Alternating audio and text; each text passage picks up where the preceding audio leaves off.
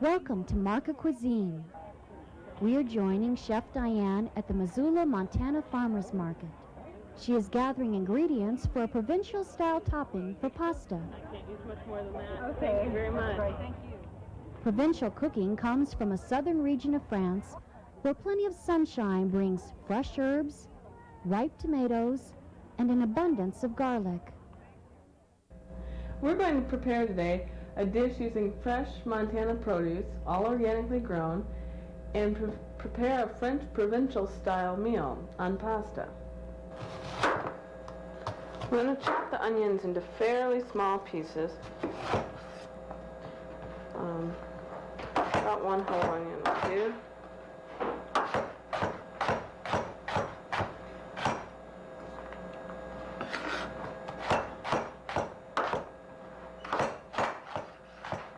Okay. And next, chop up this leek. Leeks are in the same family as the onion, but they have a milder flavor. These can be kind of sandy. This one looks pretty good, but if you see any sand in the inside of it, you might want to rinse it off after you chop it. But this one looks good. Chop this fine as well.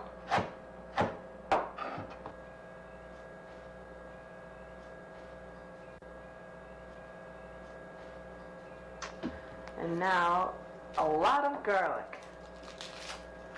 Provence is a wonderful region in France for this reason. They use a lot of fresh herbs and a lot of garlic in their cooking.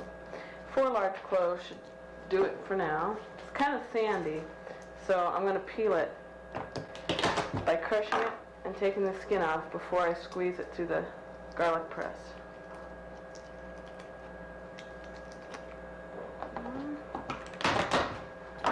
Too bad you can't smell this over the television.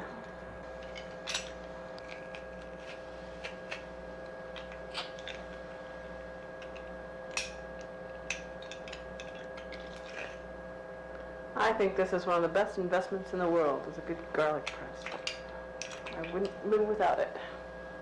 I'm starting to get a pile of vegetable scraps here, and the best thing to do is to put them in your compost. And I just keep a bowl on my kitchen counter and throw things in as I make the mess, and then take them out to the garden afterwards.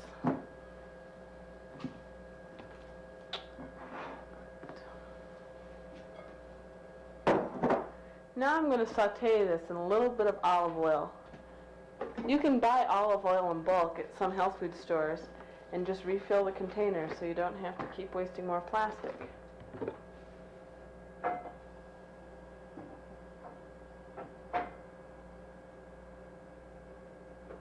I'm going to put it on a fairly low heat. About 2 tablespoons of olive oil should do it. And it's worth it to buy the best kind of olive oil you can. It really makes a difference in the taste.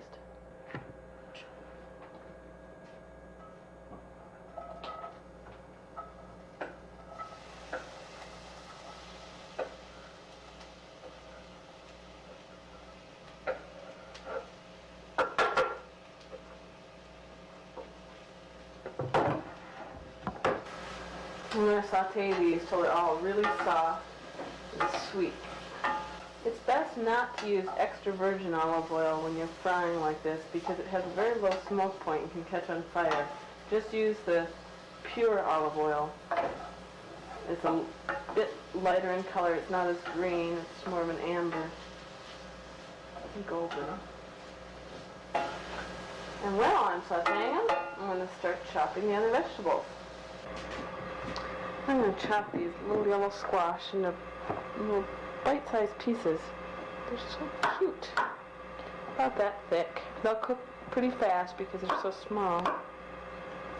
That'll make an interesting texture, the little half-inch pieces.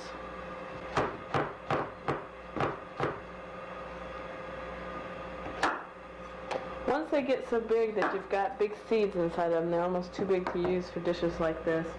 But these have little tiny, I don't even know if you can see them, the seeds are about 1/8 of an inch big. I find it easiest to chop most of my vegetables first into and put them into bowls, and then prepare the dish, just so I'm not pressed for time to get a certain vegetable chopped. Let's see, there we go. Now, I think I'll chop my red tomatoes.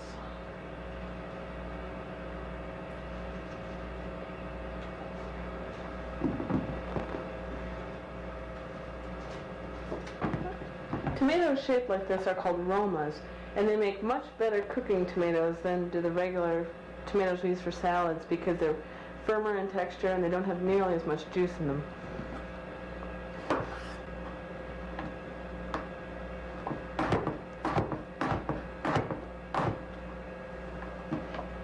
And you don't have to peel them. They've got a nice thin skin.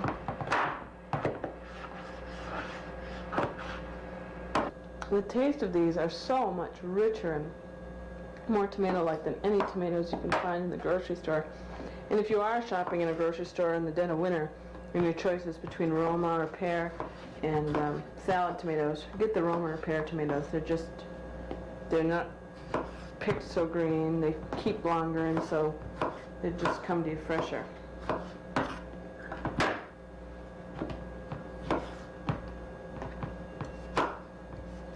And they make cute salad tomatoes if you slice them like this too, into little pieces like that, and your guests will think they taste much better. I think I have more tomatoes here than I'll need to use, so maybe I'll use some of them for salsa later on in the day. That's about all I need. So about 3/4 of a pound of tomatoes. Plenty.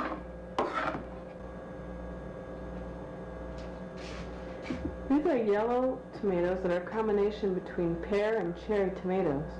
And they've got a real sweet taste, and you add them just at the last minute of cooking and they'll hold their shape and add a little color.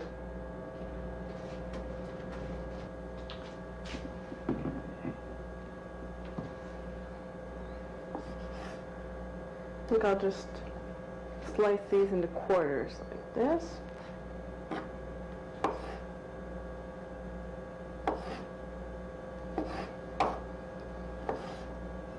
Buying organic produce just for the taste is well worth it.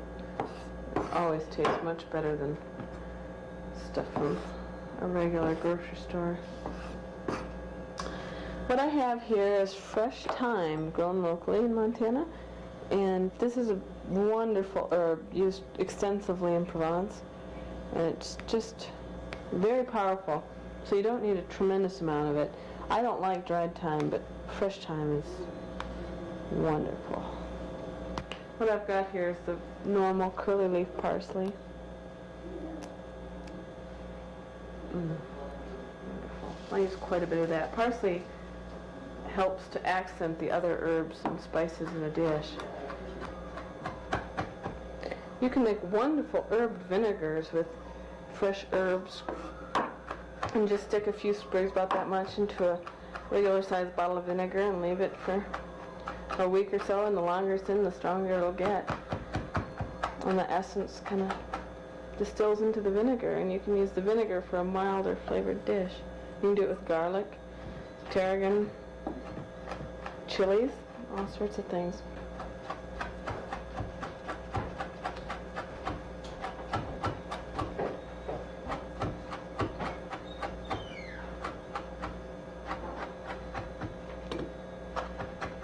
Next to the frying onions and garlic and leeks, I'm going to add all of my little chopped tomatoes and let them cook down for a while.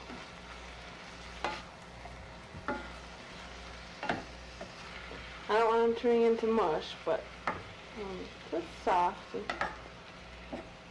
bring out their flavor. At the same time, I'm going to add the chopped yellow squash. And it looks about time to turn up the heat. Just a little bit.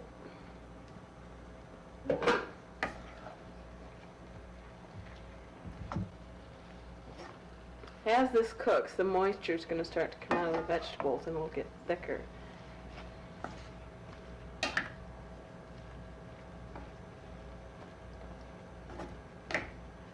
If you want a drier topping for the pasta, you can leave a lid off, or if you'd like it moister, you can put a lid on and keep some of the water in. And I'm going to add the parsley and the the parsley and the thyme right now. The thyme's a fairly hardy herb and can stand being cooked a little while longer. If you're using something like fresh basil or tarragon, you wouldn't want to add it till the very last because the flavor cooks out faster.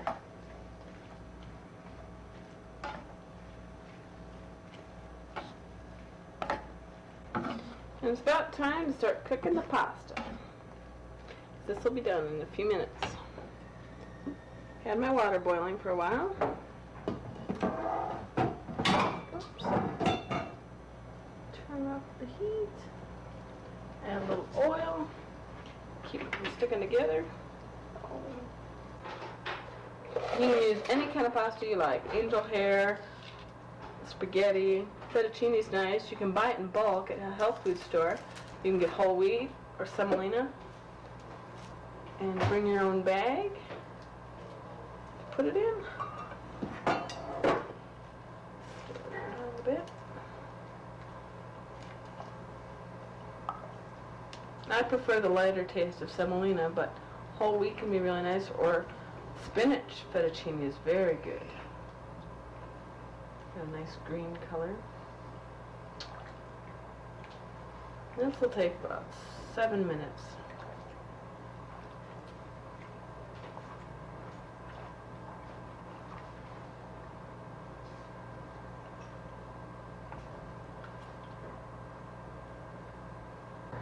While the pasta's finishing cooking, I'm going to add the yellow cherry pear tomatoes.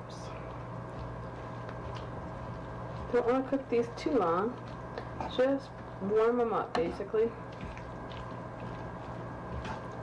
This is a nice light sauce for pasta, really healthy, but it's warm on a nice kind of cool evening.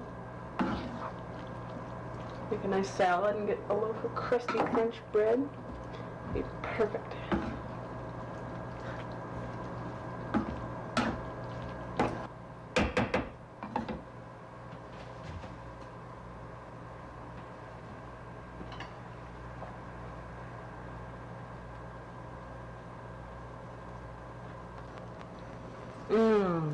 And I think the last thing it needs is a nice shot of Cabernet. Give it a rich red color.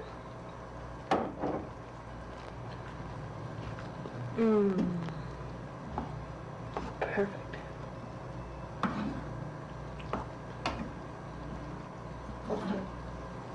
I'm going to add just a touch of sea salt and some freshly ground black pepper.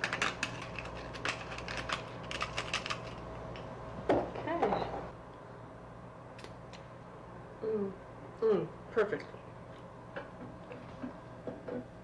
Pasta is fini.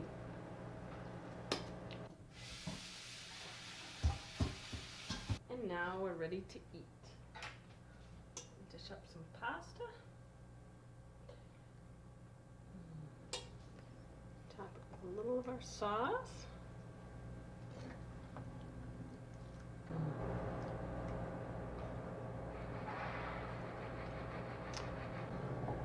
And now we'll garnish it with a little yellow cherry tomato. And we'll sprinkle it with a good healthy dose of fresh shredded Romano cheese. And now let's try it.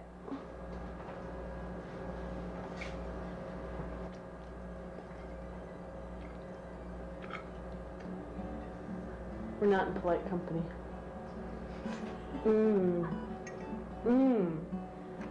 Delicious. Hey Beth, you want to come try this? Yeah! Jesus. Try.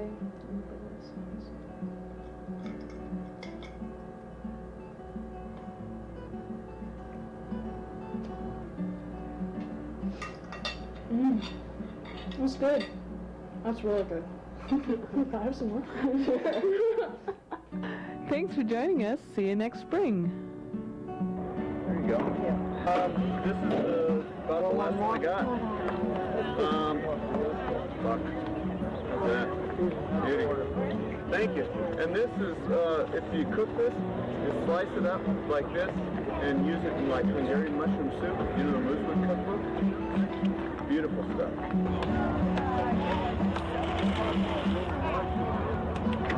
Did he tell you I made him stuffed peppers? Yeah, it turned out good. Yeah, but they were long. Apple cider, we can make apple cider too. With Montana grown oats.